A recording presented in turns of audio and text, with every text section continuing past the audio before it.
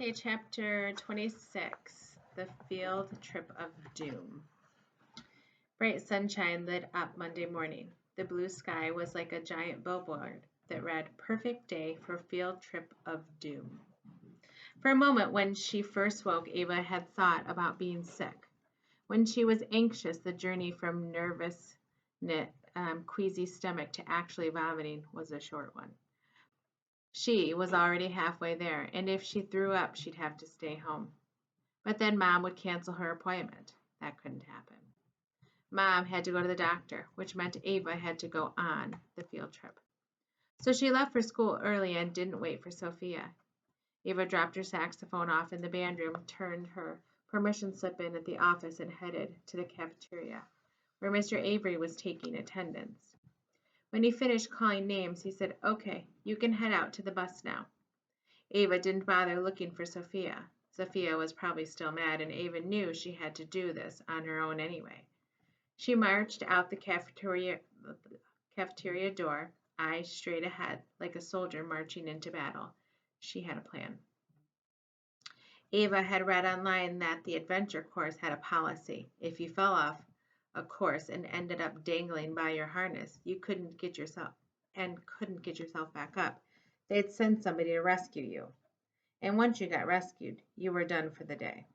You couldn't go back up there and keep trying. Ava figured that was to make sure people tried really hard to rescue themselves before they called for help.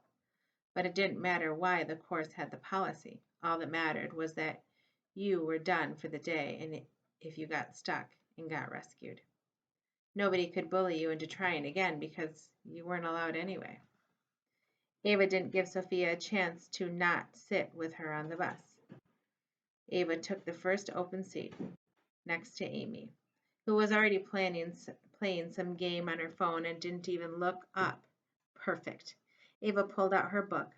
She just wanted to get there and go through the training so she could fall and get rescued and be done. When the bus pulled into the adventure course parking lot an hour later, Ava got off without looking back. She hurried into the lobby with Mr. Avery and collected her harness. The girls working behind the counter seemed more concerned about Tom, the cute new guide from the community college, than they were about Ava's survival. "Go on out and they'll give you directions for setting up your harness," one girl said with a wave, then turned back to her friend. "Anyway, Amber told me Tom had a girlfriend, but they broke up. How could anyone break up with those dimples?" Ava went out to the porch and sat down near Luke Varnway at one of the picnic tables. Leo walked by and quacked at him. Luke got up and followed Leo, stepping all over the back of his sneakers the whole way. What a jerk. Leo quacked louder, and every quack reminded Ava of all the messes she'd made with her dumb magic pencil. She couldn't give Luke his secret back. She couldn't undo what the pencil had said about her mom. She couldn't make it not true, and now that she knew, she couldn't unknow it. Ava looked at her watch. It was 9:08. Her mom would be leaving for the doctor's office in a few hours. Not long after that, she'd find out she had cancer. "Hi, everybody. You're welcome. Welcome to the adventure," a guy boomed out from the far side of the porch. He smiled and his dimples announced his identity before he said, "My name is Tom and I'm going to help you with your equipment. Safety comes first out here. We want to make sure everyone has a great time." His appearance caused a flurry of whispers among the girls. Ava snuck a glimpse of Sophia, who was standing next to Bethany Bridges. They whispered and laughed. Probably about the dimples, Ava thought. Sophia loved dimples. "Let's get started." Cute Tom showed them how to step into their harness and tighten the straps. Then he took them to a little practice course to go over the rules. It was pretty simple.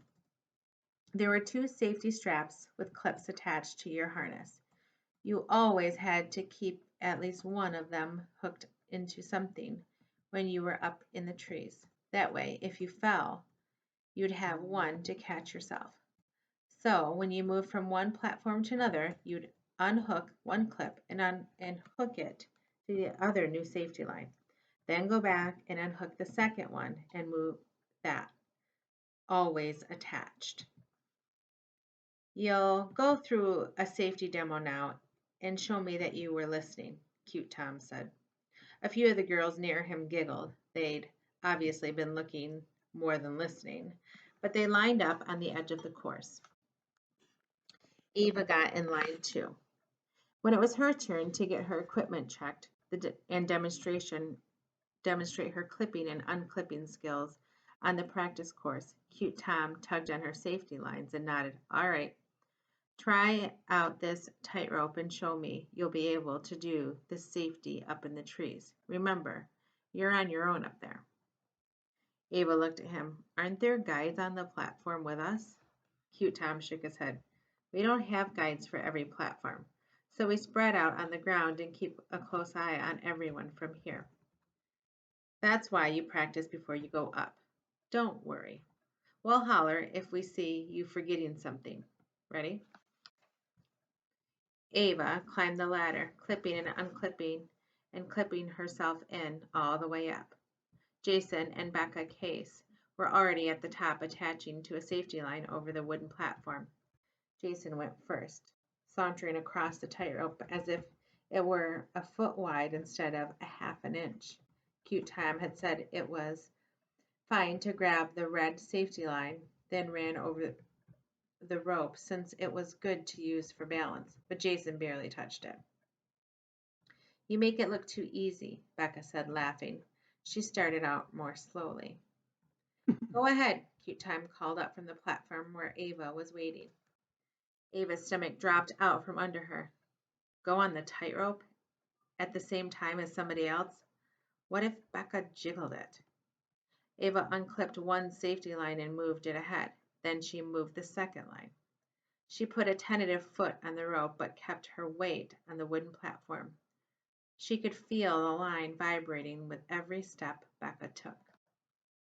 Come on, Eli Henderson was waiting behind her. Ava took a deep breath, grabbed the safety line overhead, and shifted her weight onto the tightrope. It bowed underneath her, and her stomach felt as if it might drop right down to the pine-needled ground below. But she didn't fall. Just keep going, she thought. Keep going, and there's a solid platform on the other side. Ava took some more baby steps. She kept her eyes on the back of Becca's ponytail. Hold on tight. Tiny step. Hands creep up. Hold on tight. Tiny step. Hands creep up. On some level, Ava understood that she wouldn't reach the end of the rope until next Tuesday at this rate, but she could make herself move faster. She took another tiny step, and the whole wire sank under her foot, then bounced a little. Oh, Ava's hand tightened on the safety line, and she looked back. Eli had stepped out onto the line and was moving fast, step, step, step toward her. Whoa, he shouted as the cable boinged up and down. Ava was pretty sure he was bouncing on purpose. Why would anyone want to feel like this? Hey, take it easy, Cute Tom said from the ground, and thankfully the bouncing settled to a gentle shake.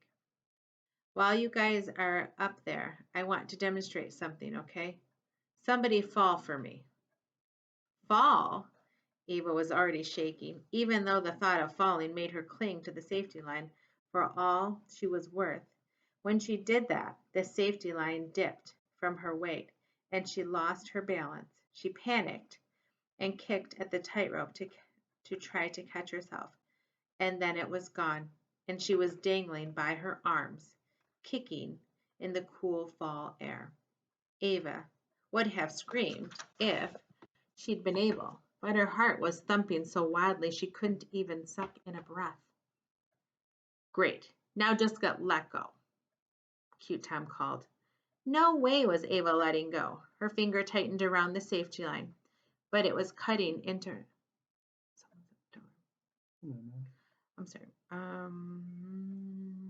but it was cutting into her hands, cutting off her circulation, and the weight of her body dragged her down.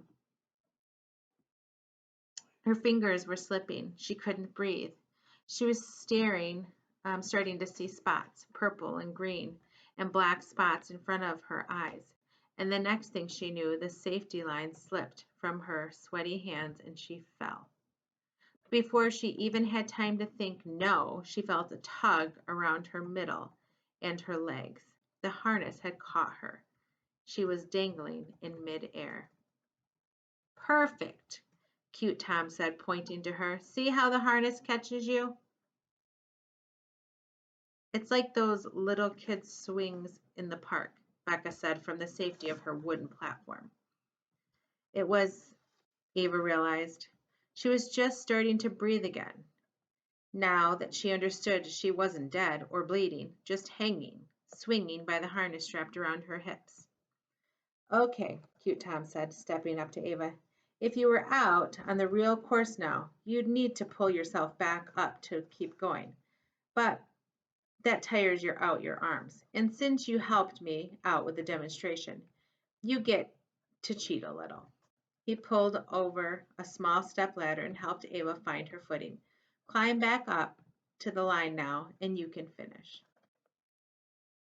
Ava didn't want to climb anywhere, but there wasn't much else she could do with everyone staring at her.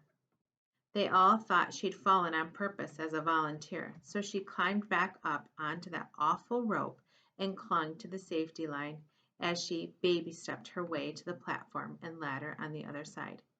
See, said Cute Tom as Ava unclipped and clipped her safety lines all the way back down to the ground. Nothing to it. Now you guys can head out on the real course. He pointed down a trail that led into the woods. It ended at the rock wall beneath a platform at least 3 times as high as the one on the training course. Ava's stomach twisted. She thought she might throw up on Cute Tom's hiking boots. She looked at her watch, 9:34, and headed for the rock wall of doom. So the next chapter is chapter 27, tight ropes and hula hoops.